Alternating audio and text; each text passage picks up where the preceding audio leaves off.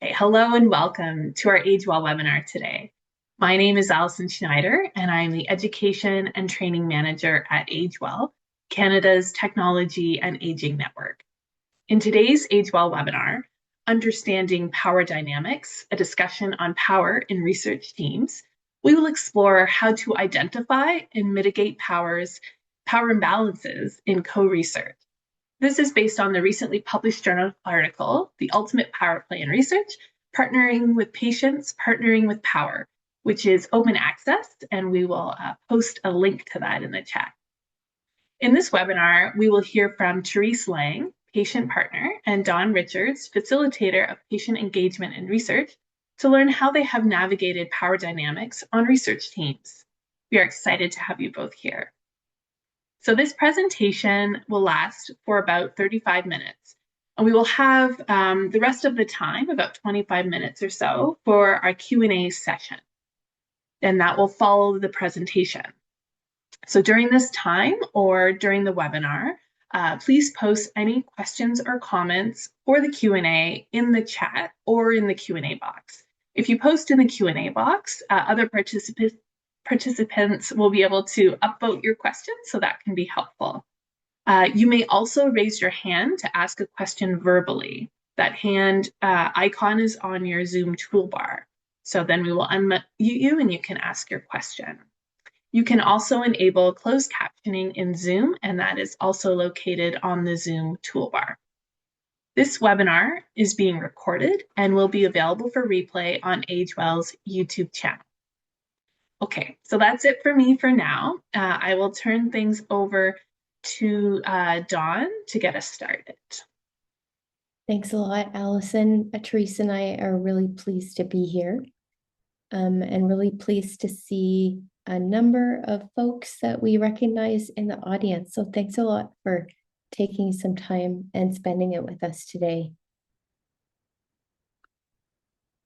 I'm going to start off with a land acknowledgement. So I am an uninvited white settler who lives in Toronto, which is the home to many Indigenous nations, many thousands of years before I arrived. I feel truly grateful and lucky to be able to live here. Toronto was home before I arrived to the Mississaugas of the Credit, the Haudenosaunee, the Anishinaabe, the Chippewa, and the Wendat peoples. And this is a picture in a place called High Park. This is sunrise, about a 15-minute walk from my home. So I'm really, really grateful that I live in a spot where I can walk down the street in a really busy urban center, and I can spend time with all kinds of different animals that are in this park. I'm going to hand it over to Therese. Before we start, Allison's given a nice overview of who Therese and I are, but we wanted to reflect a bit on our own positionality before we start our chat with you. So over to you, Therese. Thank you, Dawn. Hi, everyone. My name is Therese Lang, and I'm joining you today as a patient partner, someone who lives with chronic pain and who has been involved in pain research for several years now. My path into research wasn't planned. It began through my own experiences navigating the healthcare system, including times when my pain wasn't believed, when mental health and substance used against me, and when accessing care felt like something I had to fight for. These experiences shape how I see power and whose voices get heard. I'm also someone who has become deeply involved in patient-partnered research, serving on committees, advising teams, and helping researchers think about equity, inclusion, and the realities people face when living with pain. I hold both lived experience and a growing understanding of the research world, and I sit at that intersection. In terms of my positionality, I come to this work as a white woman who also holds marginalized experiences because of chronic pain, disability, mental health challenges, and past substance use issues. These experiences influence how I show up for research spaces, sometimes with confidence, sometimes with hesitation, and they make me very aware of the power imbalances that exist in healthcare and research. I try to use the access I now have to push for more inclusive, compassionate, and equitable approaches, especially for people who are left out or are spoken for instead of being invited in.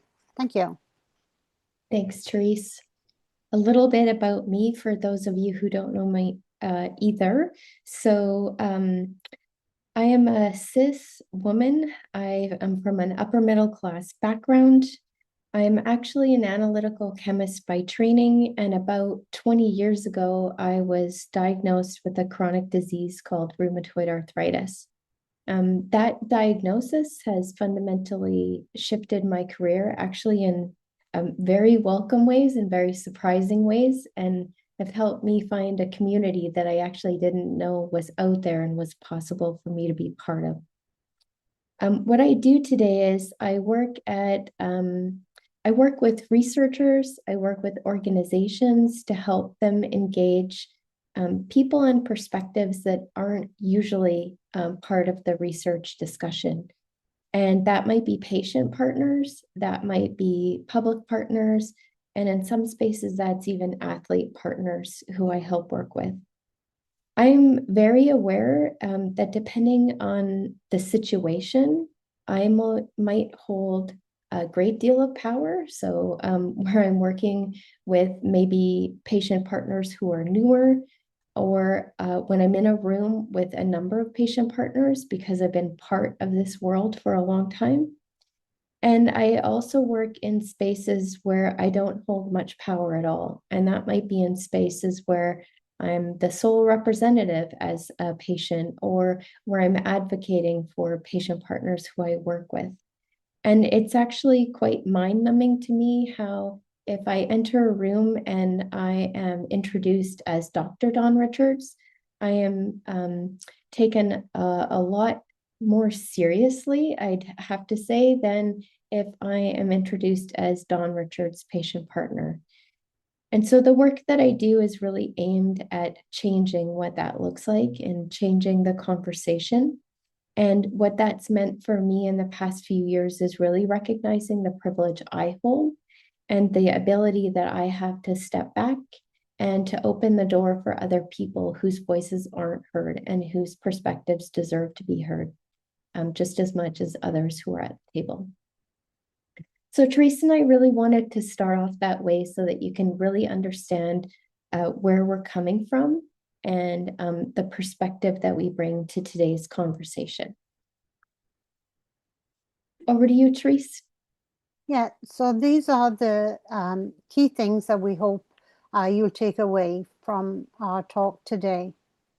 The first one is understand 4 themes related to power on research teams. 2, identify what these themes can look like on research teams. And 3, equip yourself with strategies to mitigate these power imbalances. Thanks, Therese. And I think also importantly, we want to be really clear that we're talking about power in situations where patients are partners on research team, not the situation where patients are participants in research. Allison had also said that we are going to be basing our conversation today on a paper that I was part of the team on. And so this paper has been written by a team that includes a number of different perspectives and positionalities. There's researchers on the team. There are people who identify as patients or caregivers. There are people who are doing their research training. Lots of different intersectionalities as well on the team. And I was really grateful to be part of this team and to co-lead it with Dr. Linda Lee, who is the senior author on the paper. And in fact, Linda stepped back an awful lot in our work together and really allowed me to lead some of the conversations and some of the work as well.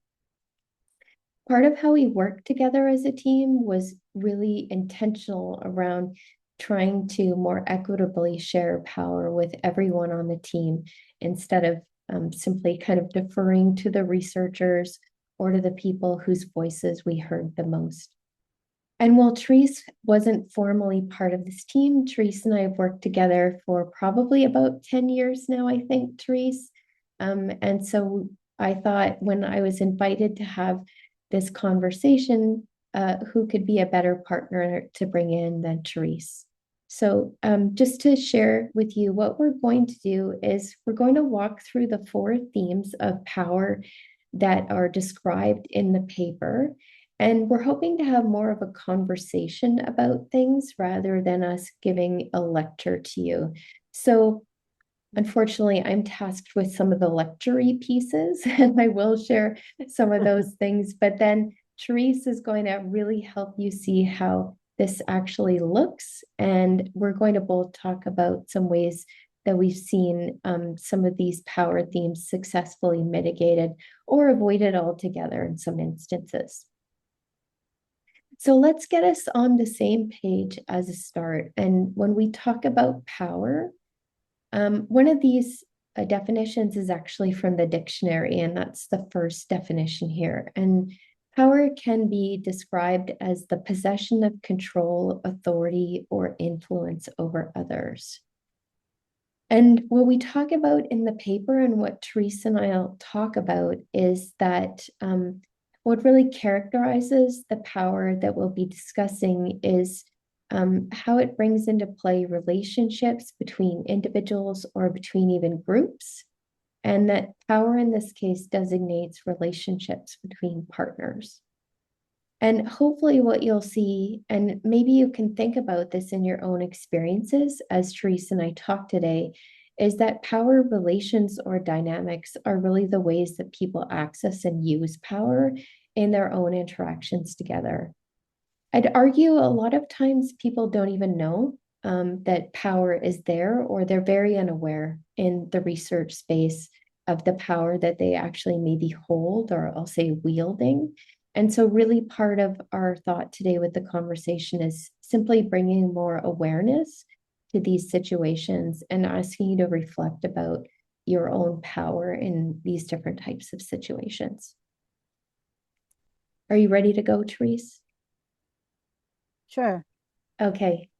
So the first theme that is talked about in the paper is this concept of power being unstable and the fact that it can actually even change over time. It can change based on circumstances. It can change based on individuals' own context within situations. And so people's abilities and their capabilities to engage equally or more equitably do depend a lot on the environment in which the work is happening. And it can also depend on things like their economic capital, their cultural background, their social capital, and even symbolic capitals. And so some of the things that I just wanted to highlight about this theme is that often when people are brought into research situations, they may not even be able to articulate their experiences in a way that the people in quote power understand. So they're at a disadvantage from the start. It's important to recognize that different diseases or conditions are even viewed and judged differently. So if you are living with a mental health condition, you may be seen really differently from someone who lives with cancer, or often diseases and conditions that women have more often, like fibromyalgia or myalgic encephalomyelitis. They are viewed with a different kind of disease capital than other types of diseases. And the other thing to think about here is that even patients who are on this journey of being patient partners, as they grow more confident over time or as their own situations change, that can also change the nature of the power that they have in different situations. So, Therese, What would you like to share about Mhm. some of your experiences or why this is important and what this looks like? Yeah, so what this really looks like in real life is, for me anyways, is when meetings use complex academic language or acronyms. I'm not a fan of acronyms. I get all tied up in that. Um, Also, when decisions happen without me, Mm, when something in my health makes it harder to participate, or when compensation delays create stress. Um, for others, I've seen it might be a trainee who's feeling intimidated, or a PI even feeling unsure engaging with lived experience or EDI topics. I think everybody wants to engage patients, but not sure how. And I think that can it can create stress on a team, and that's when I think power can kick in. mm. What, Yeah, sorry. no, go ahead, Trace. Do you have any kind of tips for people around this? Uh, Communicate. I think Mm, communication is key. Um, get and trust. Have you build trust in each other, and I think I guess why it matters is these swings in power affect who feels safe to speak, who hesitates, and who gets listened to. mm. Um, Everyone on a team has moments of feeling more or less powerful, but some of us experience these swings more intensely or more often. I think recognizing these instabilities is the first step in addressing it. Thanks, Therese. I like your comments about the fact that anybody on a team can actually undergo these kinds of fluctuations in power. Probably patient partners may be more vulnerable to them because of some of what they have often happening in life and health. And as a person who facilitates patient engagement and public engagement work, I try really hard to understand um, the environments that we're working in or understand the kinds of supports that people might need to be able to participate versus having the burden put on them to have to communicate those needs as well. Mhm. Okay, are you good for us to go on to the next one, Therese? Yeah, sure. Yeah. Okay.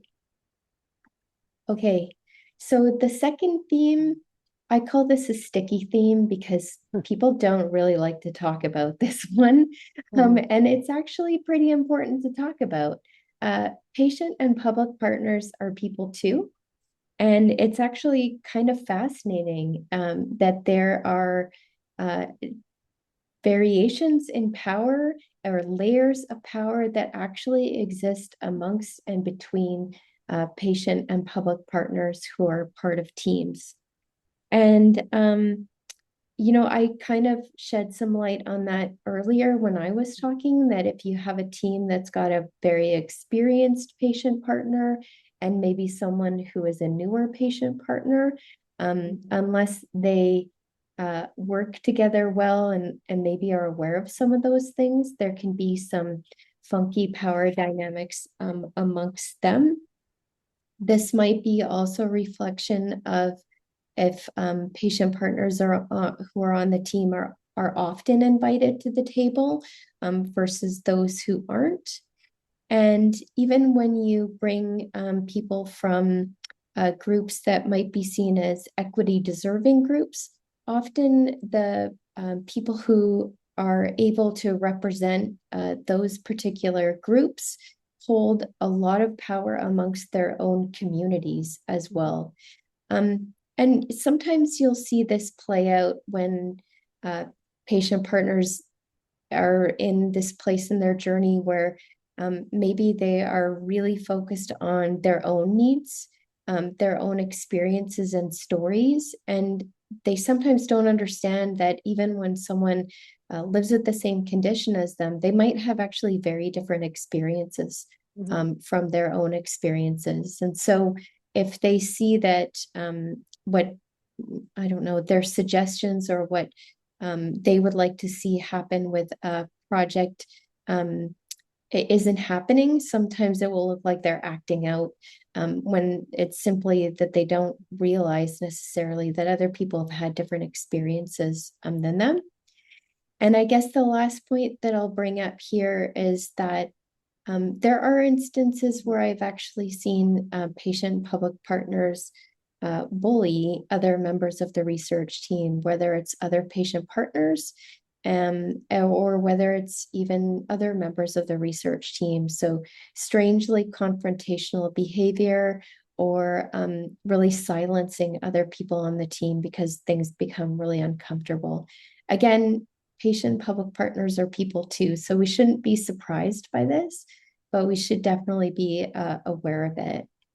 Therese, what would you like to talk about here?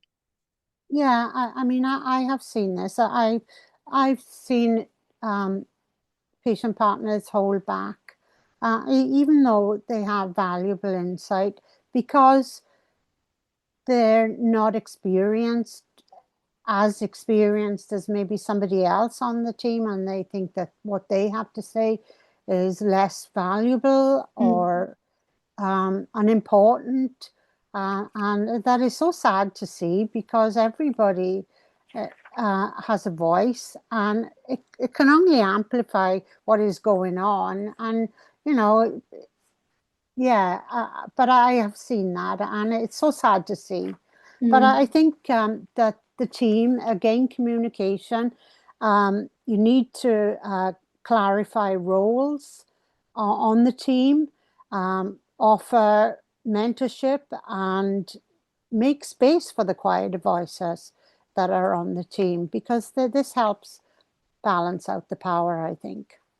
Yeah, I think those are great points. I think from my own perspective too, I I I question when I get asked to be part of research teams if I'm the best patient partner for that. In fact, I've started to step back from a lot of things and make recommendations for other patient or public partners who I don't think are just known or have the opportunities to be part of things. And it's my time to step back and to not kind of hover and take up those spaces.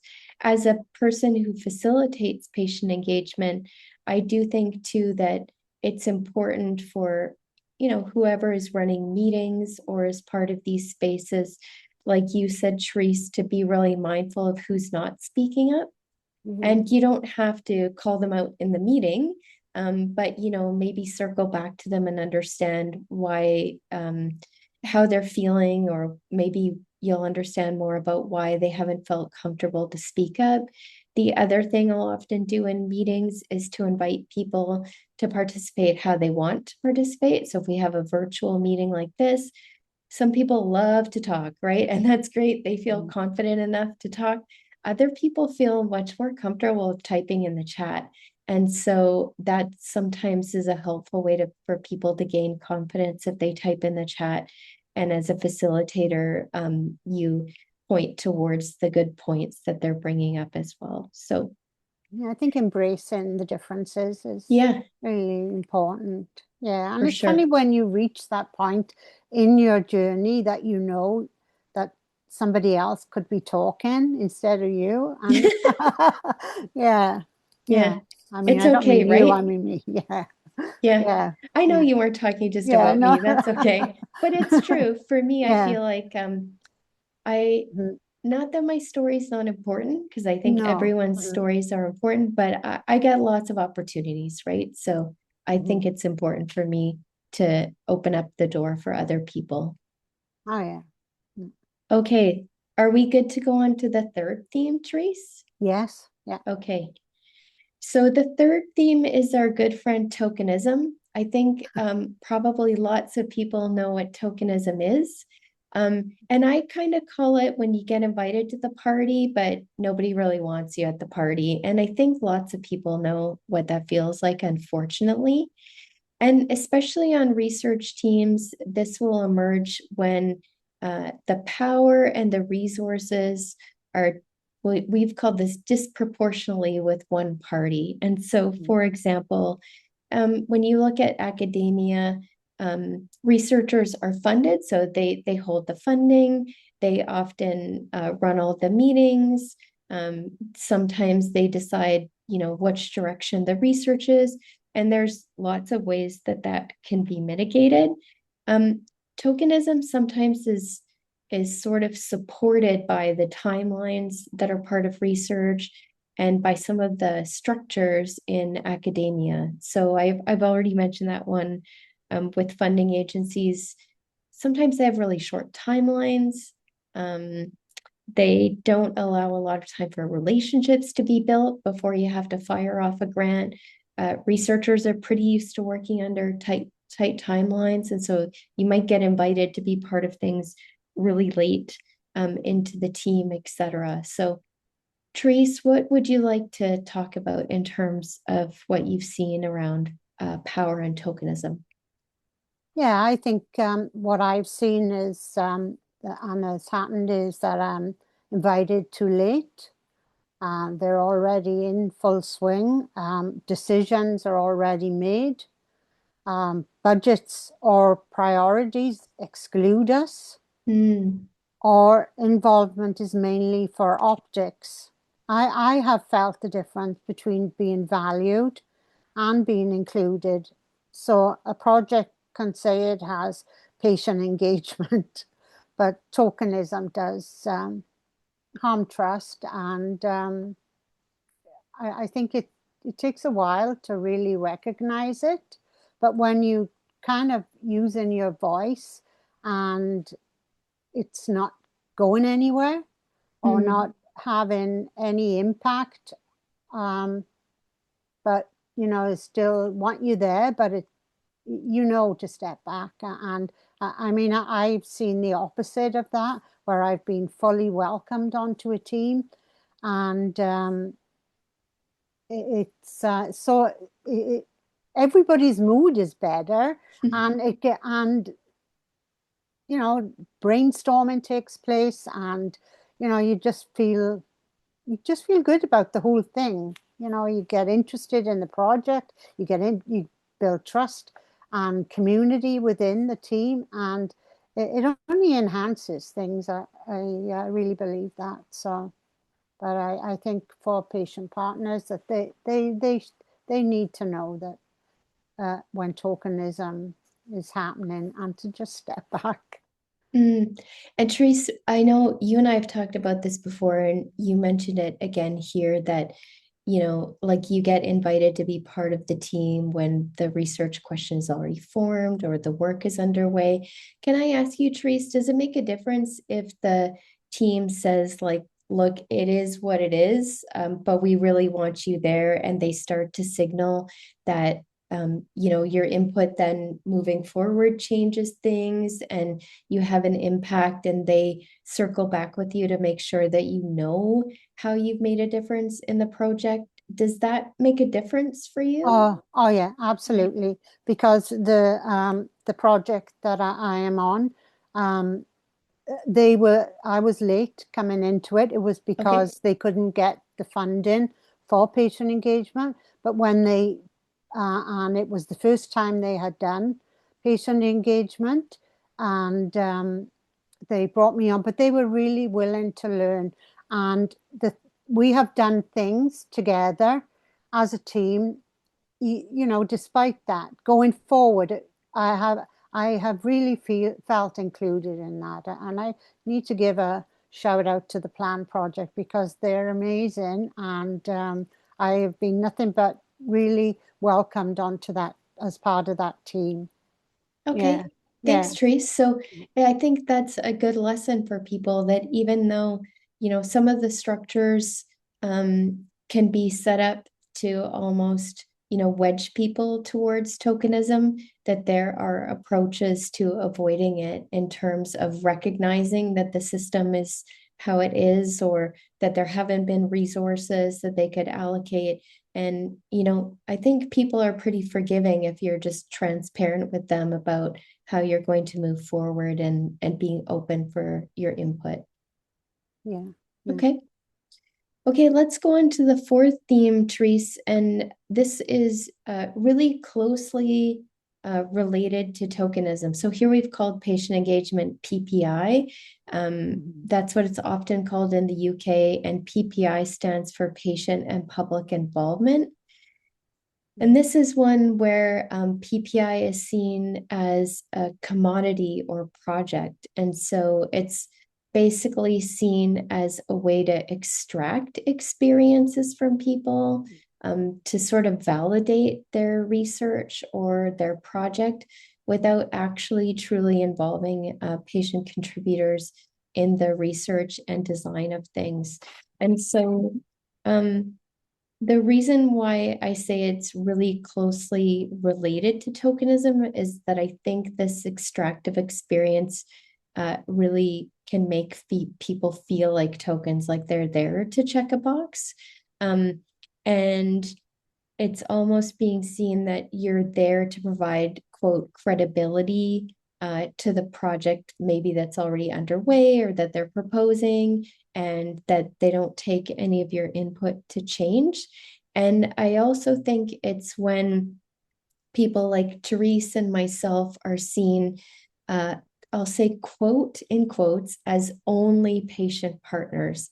And I'm not saying that patient partners and their contributions are valuable, but I think that it's important for teams to recognize that outside of our labels as patients, we have a lot of other stuff going on. We have a lot of stuff that we can contribute and bring. And I think it's really important for people on teams to get to know each other. It's often also patient partners who are sort of there to bear tremendous burdens in as part of their journey in the healthcare system, sometimes even traumatic experiences for the sake of their research project. And others don't appropriately recognize that they can share bits of their personal lives and bits outside of who they are as research team members as well. So, Therese, what else are you willing to share about what you've seen here and what you've seen change that equation? Yeah, I think when the team realizes the impact that it can have on a patient partner when they're sharing their lived experience, how triggering it can be sometimes, and how difficult, and it's the how honest that you can be. And I think that, and it does put a big stress on the person. I know things I've shared afterwards. I've sometimes felt overexposed. Yeah. So I mean, I have learned from that, but I think that we're not products. We're collaborating, and I think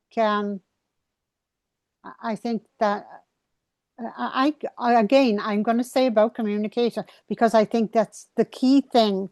But and real involvement means co-creating ideas. It means building relationships and giving lived experience genuine influence. Yeah. I think that's really well said, Therese. I think some of the things that I do here to avoid people feeling like they've just sort of been extracted from is thanking them for sharing the information that they share about sometimes really horrific experiences, and recognizing the vulnerabilities that they've shown by doing that. I don't always know what that feels like, but I can certainly appreciate that they've decided to share. Also trying my best to create a safe space for people to be able to share and to know that what they're sharing doesn't go beyond the team, but it influences how the team then moves forward, and it influences how the team has listened to what they've brought and acts on what they've brought. And so in some of the work that I do, I think it's really, really important, to Teresa's point about communication, is actually pointing out to people how their insights, their input, their experiences have shaped the work that we do. Because I think lots of times we make this assumption that people can see in the work that we're co-creating together how they've influenced it. And I think a lot of people actually don't, unless you communicate with them how what they have shared with you has changed your thought process, has changed how you approach the work that you're doing. And I think also giving people agency to let you know how they want to actually work with you on a project, um, and the parts of the project that they want to be involved in. Maybe it means learning a new skill for them. Maybe it means they're not interested in certain parts, and that's okay. They don't have to be jazzed about everything in the project. But I think giving people those choices also helps with how they're part of a team, and providing them the supports that they actually need to be present. And that might change over time depending on their health, their own experiences, etc. And so I don't like for the burden to be on the people that I'm working with to just communicate those things to me. I think it's up to me to ask those questions and to support them as best I can. And to be transparent if I can't support them in ways that they've asked for and why that's the case. Okay, so anything else that you would like to add here, Therese, before we move on to the next part? I think I just want to say that when we talk about power, it can feel really uncomfortable, but these conversations are really essential. Power is always present on research teams, and it shapes who participates, who feels safe, and who gets heard. By recognizing that power shifts, by paying attention to imbalances between patient partners, by naming tokenism, and by moving away, treating PPI like a product, we open the door to more honest and meaningful collaboration, I feel anyway. For me, the goal isn't to eliminate power, because that's not realistic. The goal is to share it. To make it flexible, make it intentional, and to make sure everyone at the table has what they need to contribute fully. When we do that, research becomes more human, more inclusive, and ultimately more impactful. That's all I have to say. That's all. That's quite a bit. That was awesome. Thanks, Therese. Couldn't have said it better myself. So Therese and I are just going to share a few practical resources that might be helpful. There's lots of references in the paper, and there's a couple of other things. I'll be really honest, I've been parts of some of these references that we're going to share, and Therese and I would like to also invite you to share in the chat any references or tools or resources that you've seen that are really helpful in this conversation around power. So there's a couple of things here I'll just describe really briefly. There's a blog on tokenism, what tokenism is, and there are some situations that we've identified in this blog that really speak to tokenism. And then there's really practical information on how you can mitigate these situations or how you can avoid them altogether. So that's the tokenism blog on the left. There's a really great document from CIHR that's called Ethics Guidance for Developing Partnerships with Patients and Researchers. And again, super practical. There's a number of different situations that are highlighted and a number of different themes like tokenism, power imbalance, other different themes in this guidance document, and then some really practical solutions to them, whether you're a patient partner, a researcher, or other member of a research team. And I know that Allison will also share the links to these. And Anything that you share in terms of resources and references along with these will be shared out along with the recording of the session too. And then there's two other papers here that I'll just highlight. The one on the left is one that really kind of describes, I guess, different parts of a patient's journey in terms of being a research partner. And it's kind of described in 4 different stages. And we sort of highlight that in the different stages, you might be really looking and focused internally on your own experiences and your own story, or you might move beyond that, I'll say, and become able to express some of the situations and the experiences that others in maybe your disease community have, or even, excuse me, a little bit more globally. So sometimes that paper, I think, is really a help for people to understand the types of patient partners that you're dealing with and the importance of fit for research teams. And then the paper on the right is a paper about reflections on how patient engagement can go wrong. It's not intended to lay the blame on anyone at all, but just like today's conversation, it's about highlighting that sometimes situations don't go as planned for a variety of reasons, usually for very unintentional reasons. And it's really sort of shining the light on those situations and bringing to the forefront the conversation around it. And I think Therese did a really nice job of saying how sometimes these conversations can be really uncomfortable. But I think they're really important things for us to be talking about if we want to be successful in the work that we do and in the collaborations that we have. Mm-hmm. So back to you, Therese. Okay, so let's revisit what we hoped you would take away, that you understand the 4 themes related to power on research teams, that you can identify a little bit better what these themes can look like on research teams, and that you'll equip yourself being mindful with strategies to mitigate these power imbalances. Awesome. We'll just wrap it up with a couple of thank yous. So I do need to thank the CIHR Institute of Musculoskeletal Health and Arthritis. They supported my time for being on the research team that wrote the paper that we spoke about. And a special shout out to Hetty because she developed the image that's in the paper. And I think Teresa and I talked about, we'd really like to thank all of the research teams that we've worked with. And those of you who are out there who are open to learning more about power and how you can more equitably share that power. We've got, I think, quite a few minutes left to have a discussion, take any questions you have.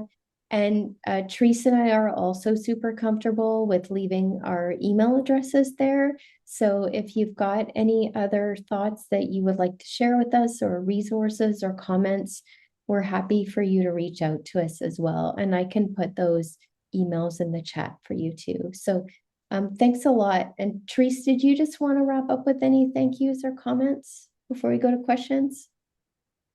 No, I would just like to thank the PLAN project for allowing me to be a part of the research and for including me at every level, and for the respect they've shown me. And it's wonderful. It is.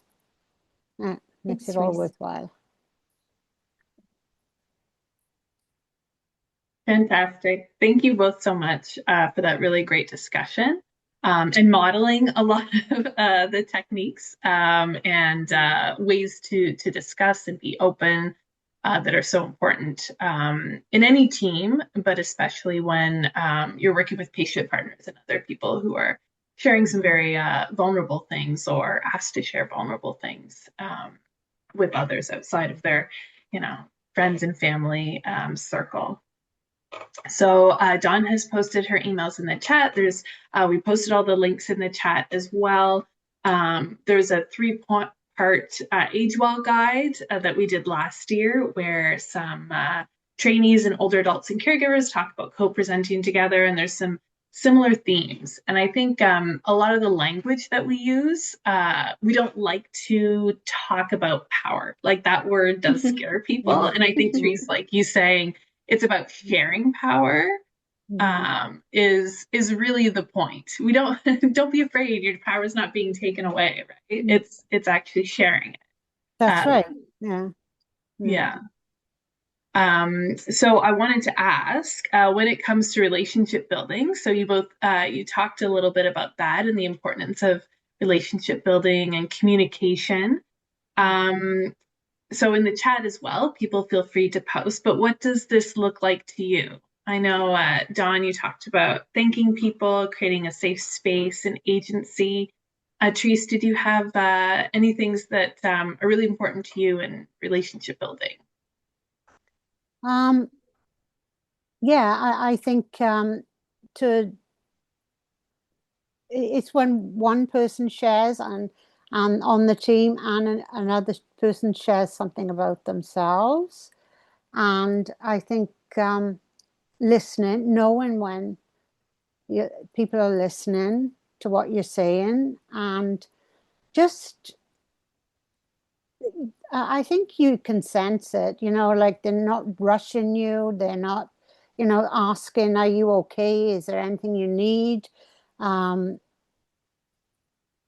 when they agree to compensate you, doing that in a timely manner.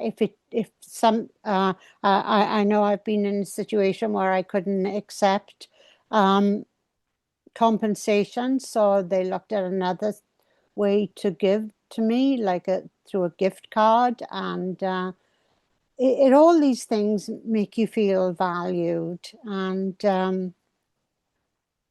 just being invited to do things with them. What do you think about it? And yeah, it's just as easy as that, actually. Yeah. So there is a question specifically about that actually in the chat, Therese. Jennifer says, this can be a hard topic to broach, compensation, where you feel like you have to bag hat in hand, which feels awful. How do you Mm. broach this with teams if it isn't mentioned at the beginning or reinforced throughout the process? I think in the initial meeting that it should be brought up, um, and usually it is. Um, if it isn't, I think you have a right to bring it up. And I know that some institutes are slow in paying them paying us in a timely manner, but follow up. Like if it's taken a long time, follow up. Because the thing is, the rest of the team wouldn't go without their paycheck.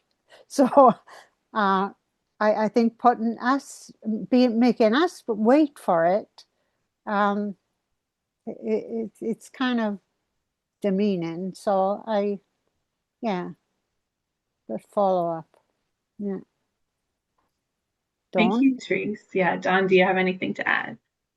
Yeah, I was just going to post a reference actually for Jenny. So, researchers appreciate papers. And so some of us Yeah. have written actual papers about compensation.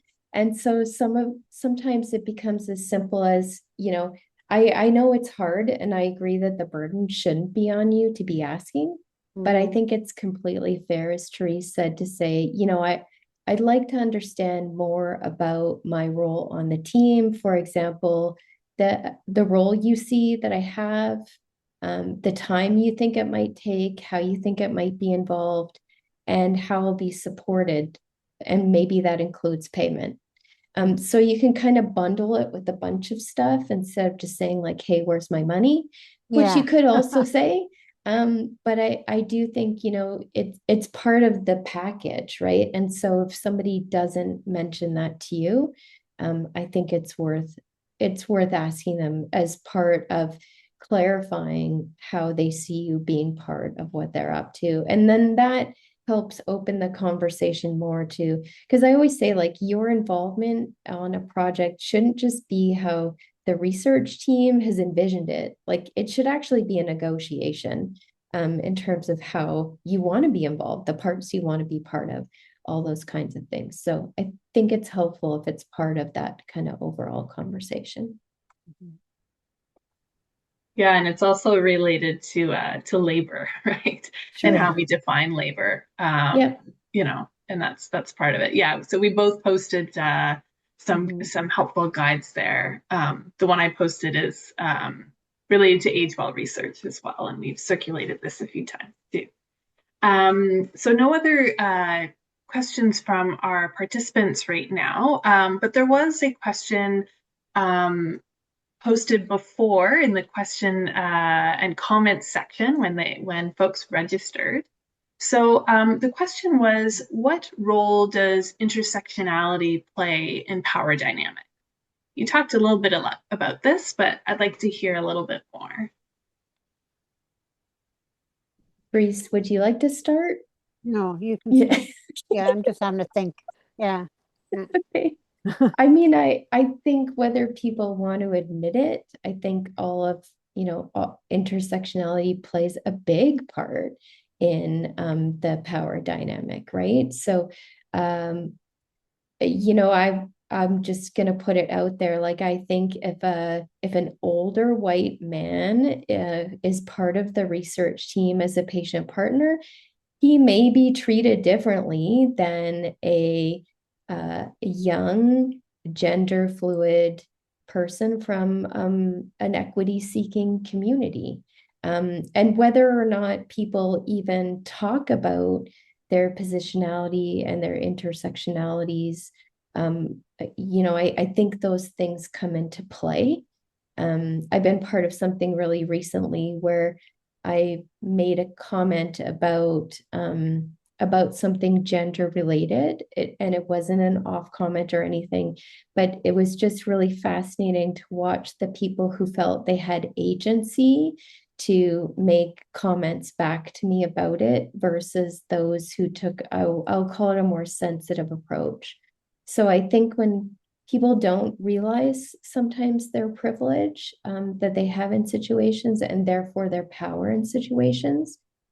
They don't understand necessarily how they may be treating people differently because of all of what people bring to the table. So, sorry, that was kind of clunky, but I think it plays a big role. And I think for Therese and I think that's part of why we reflected at the beginning. There are actually some great exercises that people can go through to reflect on where they are coming from as part of a research team. And I think that's really valuable for people to learn from too. Mhm.